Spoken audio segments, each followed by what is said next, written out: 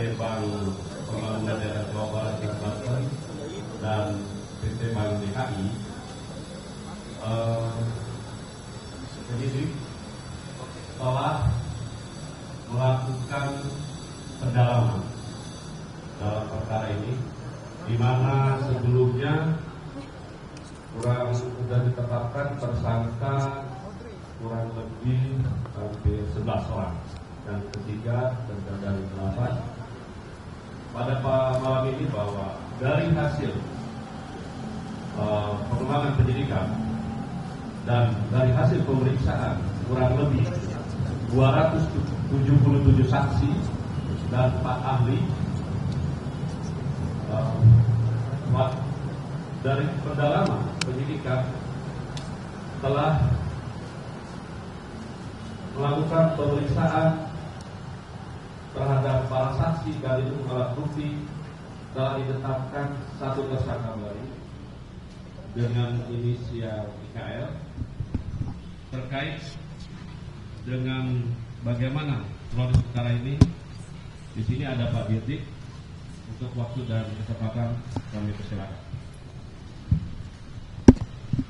Terima kasih Pak Kapus, Pak Kabid. Assalamualaikum warahmatullahi wabarakatuh.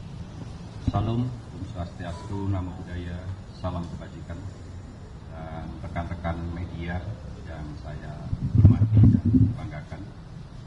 Pada kesempatan ini, berhubungan dengan perkembangan penyidikan perkara dan tindak pidana korupsi dalam pemberian kredit PT Bank Pembangunan Daerah Jawa Barat dan Banten, PT Bank DKI dan Bank Pembangunan Daerah Jawa Tengah kepada PT Sri Rezeki Isman Tbk dan entitas anak usaha, dapat kami sampaikan bahwa berdasarkan hasil pemeriksaan dan alat bukti yang telah diperoleh tim penyidik, yaitu berupa keterangan saksi-saksi, surat, juga ada ahli. Pada hari ini tim penyidik pada Jaksa Agung Muda Tindak Pidana Khusus kembali menetapkan satu orang tersangka dengan identitas yaitu IKL selaku mantan Wakil Direktur Utama PT Sri Rezeki Isman Tbk periode tahun 2012-2023. Perbuatan yang telah dilakukan IKL ini yaitu yang pertama, menandatangani surat permohonan kredit modal kerja dan investasi atas nama PT Sri Rezeki Isman Tbk kepada Bank Jateng pada tahun 2019 yang sudah dikondisikan agar pengajuan kredit modal kerja atau KMK dan investasi bisa diputus oleh Direktur Utama Bank Jateng. Yang kedua, menandatangani akta perjanjian kredit dengan Bank Pembangunan Daerah Jawa Barat dan Banten pada tahun 2020 yang disadari peruntukannya tidak sesuai dengan akta perjanjian kredit yang telah ditandatangani. Yang ketiga, menandatangani beberapa surat permohonan pencairan atau penarikan kredit ke Bank BJB pada tahun 2020 dengan melampirkan bukti invoice atau faktur yang diduga fiktif. Kerugian keuangan negara tentunya ini satu rangkaian dengan para tersangka yang sudah ditetapkan terdahulu, yaitu kurang lebih 1.688.808.828 rupiah yang saat ini sedang dalam proses penghitungan oleh tim PKN BPKRI. Pasal yang disangkakan kepada tersangka IKL yaitu pasal 2 ayat 1 atau pasal 3 Yunto pasal 18 Undang-Undang Nomor 31 Tahun 1999 sebagaimana diubah dengan Undang-Undang Nomor 20 Tahun 2001 tentang perubahan atas Undang-Undang RI Nomor 31 Tahun 1999 tentang pemberantasan tindak pidana korupsi Yunto pasal 55 ayat 1 ke 1 KUHP. Dan untuk kepentingan penyidikan tersangka IKL dilakukan penahanan rutan selama 20 hari ke depan sejak hari ini, yaitu tanggal 13 Agustus 2025 di Rutan Salemba, Cabang Kejaksaan Negeri Jakarta Selatan. Demikian, saya akhiri. Wassalamualaikum warahmatullahi wabarakatuh. Waalaikumsalam. Ya, demikian rekan-rekan yang tadi yang disampaikan oleh Pak Dirdik, saya rasa sudah cukup jelas. Tutup. Gian dan Tempo.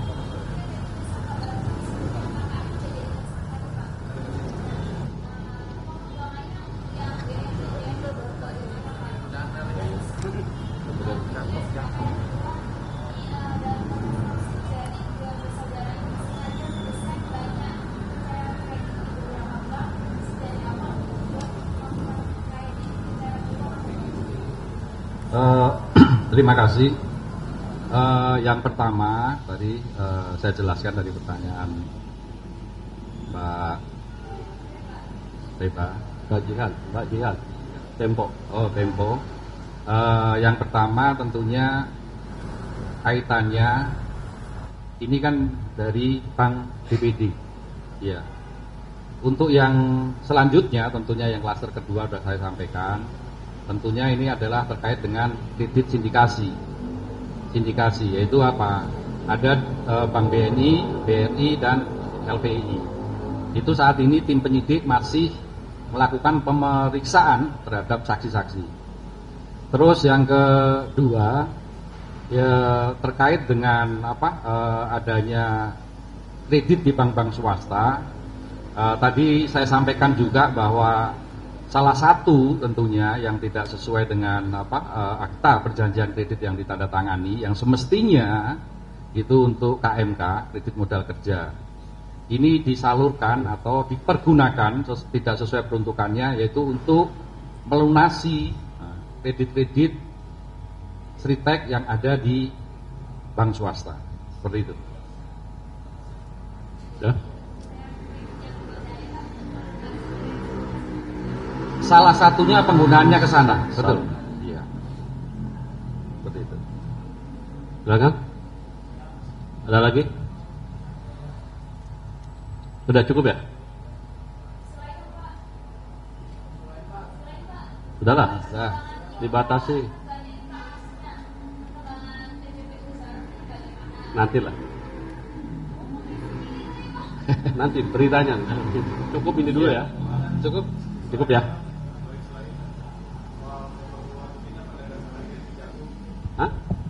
Hah? Izin dari Yusuf Metro TV, penegasan lagi dari Kejagung.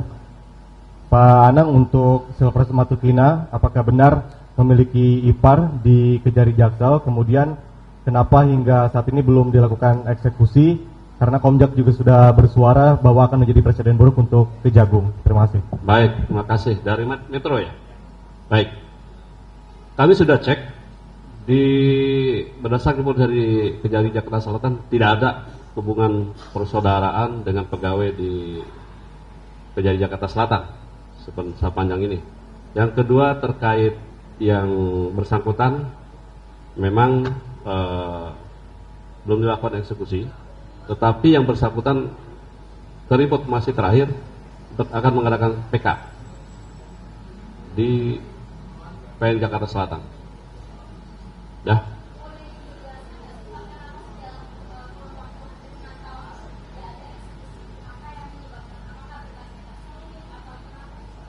Nanti di Kejari Jakarta Selatan dikonfirmasi ya. Baik.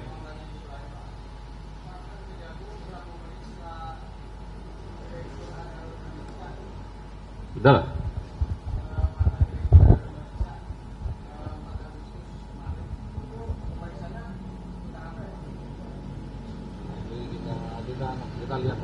Nanti kami lihat dulu ya, cek dulu. Karena terlalu banyak nih, nggak terlalu. Oke, cukup ya? Cukup ya. Untuk ini. Makasih. Makasih.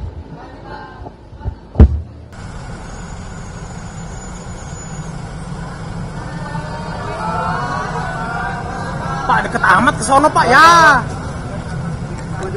Woi, ngomong nih. Apa, Pak? Apa ngomong apa, Pak? Siapa presiden? Siapa? Siapa, Pak? Nama dong. Presidennya siapa, Pak? Ngomong dulu.